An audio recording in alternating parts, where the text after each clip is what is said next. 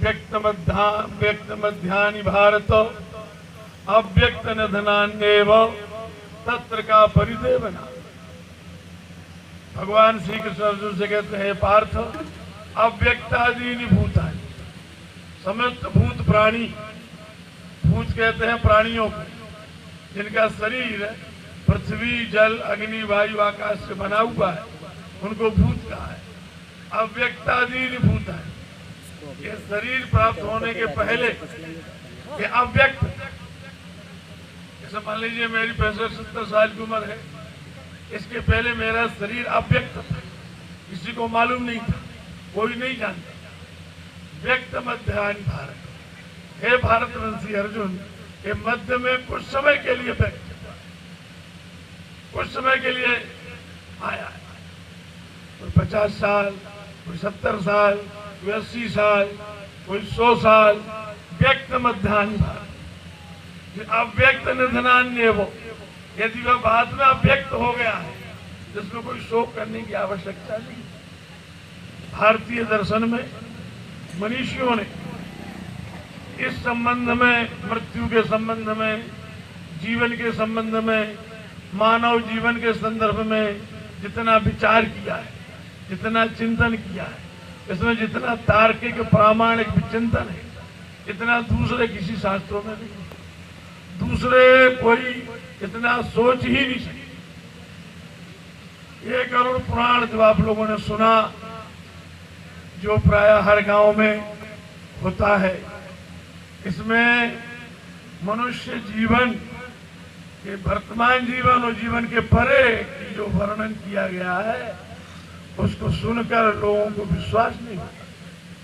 बहुत पहले हम हमारे यहाँ भागवत करने जाते थे, जब पहले बार हम भागवत करने गए, वहाँ के पंडित जी ने हमसे शिकायत कि महाराज ये गांव के लोग आप समझाना, ये कहते कि सब करोड़ पुराण की बात सब झूठी, सब गप्पे, आप इनसे कहो कि ये कैसे झूठी इसलिए लगती है कि वहां पर जो आकाश के सत्य, जो परम सत्य है जीवन का, यदि आपने सत्कर्म किया है तो ही आपकी सदगति।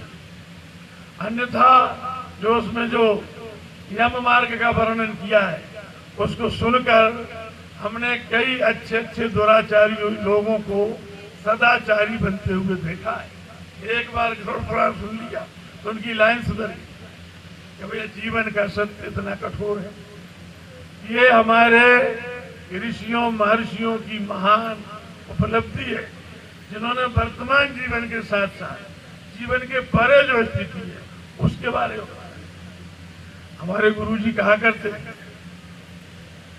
कि 2 आंखन का यही संदेश, कुछ ऊपर देख कुछ नीचे देख, देखत देखत ऐसा देख, मिट जाए 2 रह जाए 1। आदमी की 2 आंखें हैं और दोनों ही सामने, अगर एक आगे होती एक पीछे होती तो फिर भी 2 आंखों का कोई औचित्य था, मतलब था। जो 2 आंख से देख रहे हैं तो 1 आंख से भी देख सकते। यही आंख पीछे हो जाती तो कितना बढ़िया है, पीछे की लाइट भी चलती। तो उन्होंने कहा 2 आंखन का यही संदेश, सामने जो 2 आंखें हैं इसका आशा यही है कि कुछ ऊपर दे कुछ नीचे दे। आज का जीवन वर्तमान मानव, खासतौर से वर्तमान जो पाश्चात्य संस्कृति में हम भूले भटके लोग हैं, ये केवल वर्तमान जीवन को ही देख रहे हैं। इसके आगे भी कुछ है, वो सुनते तो हैं लेकिन उस पर विश्वास करते हुए भी नहीं करते। जैसे भूला हुआ आदमी रहता है ना, वो सब देख रहा है। यक्ष ने युधिष्ठिर से प्रश्न किया था, यक्ष युधिष्ठिर संवाद महाभारत में बड़ा प्रसिद्ध है, सब लोगों ने सुना होगा। यक्ष ने पूछा था, किमाश्चर्य, दुनिया का आश्चर्य क्या है? अभी किसी से पूछो, पीएससी की परीक्षा में पूछो तो दुनिया का आश्चर्य ताजमहल बताएंगे, चीन चाइना की दीवार बताएंगे, पेरिस का टावर बताएंगे। युधिष्ठिर ने कहा आश्चर्य क्या है? अहानि अहानि भूतानि गच्छन्ति यम मंदिरम शेषा स्थातुमिच्छन्ति, किमाश्चर्य मता पता। अहानी अहानी है ना, रोज रोज प्रतिदिन गच्छन्त्यम मन, जो प्राणी है रोज रोज मर रहे हैं। हर गांव में, हर शहर में 1 करोड़ पुराण पूरा नहीं होता, दूसरा शुरू हो जाता। कहीं कहीं तो काशी में मणिकर्ण का घाट, अखंड अग्नि, वहां लाइन लगी रहती है, मुर्दा जलने में वेटिंग लिस्ट रहती है। कभी आप काशी जाइए, वहां पर 3 ही स्मशान है, एक मणिकर्ण का, एक हरिश्चंद्र घाट, एक राजघाट। लाइन लगी रहती है और पूरा मुर्दा जलाया भी नहीं जाता, भाई थोड़ा सा अग्नि संस्कार करके गंगा जी में भगा देते। आहानी आहानी फूकता है। गच्छन्त्यम मंदिर, यमराज के घर जाते, सब लोग इतने जाते हैं, राम नाम सत्य बोलते हुए जाते हैं, सबको पता है आखिर यही सबकी स्थिति है। ऐसा होते हुए भी शेषा स्थान में, जो मर गया हो तो मर गया, बाकी लोग जो है यही स्थान तो चाहते हैं, जमीन, मकान, जायदाद, प्रॉपर्टी, वो आशा के भरोसे में लग जाएंगे। कई लोगों को तो मैंने स्मशान में भी पेपर ले जाकर दिया कि जब तक वो 5 लकड़ी की क्रिया होती है तब तक पेपर ही, तो यहाँ का रंग हमारी दिमाग पर नहीं चढ़ जाए। तो कितना आश्चर्य मता पर, इससे बड़ा आश्चर्य और क्या होगा। ये जीवन का परम सत्य है, भारतीय ऋषियों की ये देन है। ऐसा होते हुए भी भारत के मनीषियों ने जीवन को कभी नकारा नहीं। इसलिए हमारे गुरु जी कहते थे, देखत दो आखन का ही थे, कुछ ऊपर थे कुछ नीचे। आप ऊपर परलोक को भी संभालो और इस लोक को भी संभालो। इस लोक में भी जितनी भी सुख समृद्धि ऐश्वर्य हो, जो भी है सब कुछ क्रियाशील होकर के अपने कुल परंपरा, देश, राष्ट्र, उसके लिए हमेशा आदमी को प्रयत्नशील रहना चाहिए। भौतिक जीवन में सुख समृद्धि के लिए सदैव प्रयत्न करना चाहिए, लेकिन परम लक्ष्य हो कि देखत देखत ऐसा देख मिट जाए दो रह जाए, तो जो द्वैत खत्म हो जाए और एकमात्र परलोक पर ब्रह्म परमात्मा ही रहना चाहिए। धर्म, अर्थ, काम, मोक्ष, ये पुरुषार्थ ये भारत के ऋषियों की, भारतीय जीवन की एक बहुत बड़ी दुनिया को देन है। जीवन शैली मनुष्य जीवन को सार्थक, सफल और कृतकृत्य बनाने का जो मार्ग है, जिसको श्री श्री रविशंकर जी आर्ट ऑफ लिविंग कहते हैं, ये आर्ट ऑफ लिविंग बहुत पहले से हमारे देश में समाहित है।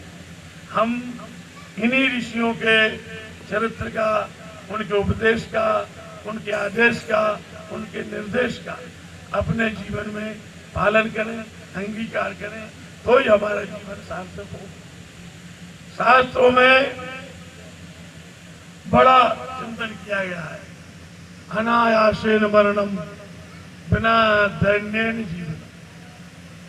ये आकांक्षा रहती है हर भारतीय व्यक्ति, अनायासेन मरणम, हमारी मृत्यु अनायास हो, कोई ज्यादा प्रयत्न नहीं रहे।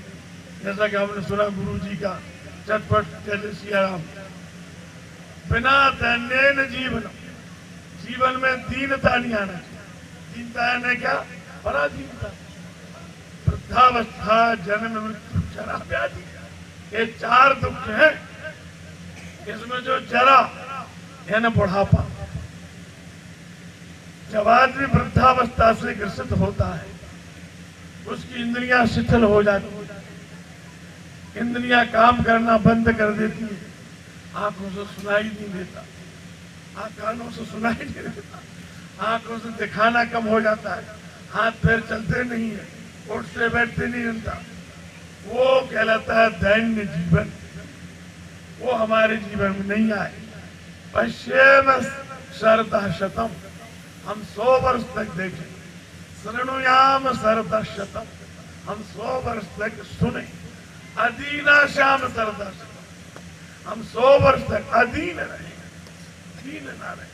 किसी से नहीं कहेंगे भैया उठाना बैठाना। ये हमारी जो जीवन शैली, भारतीय प्राचीन पद्धति उन्होंने जिया है, और जो जी रहे उनके जीवन में कोई पराधीनता नहीं है। जो अपना सवेरे उठना, जल्दी उठना, प्रातः स्मरण करना, हरि भक्ति करना, फिर अपने काम से लगना, जिन्होंने अपने जीवन को ऐसा सुधार लिया, उसी का जीवन सार्थक है। सज्जनों, कहने के लिए आप लोग सब समझदार हैं, बहुत कुछ है, चाहे जितना कहें, लेकिन इतना ही है हमारा जीवन इहलोक और परलोक दोनों में सफल सार्थक होना चाहिए।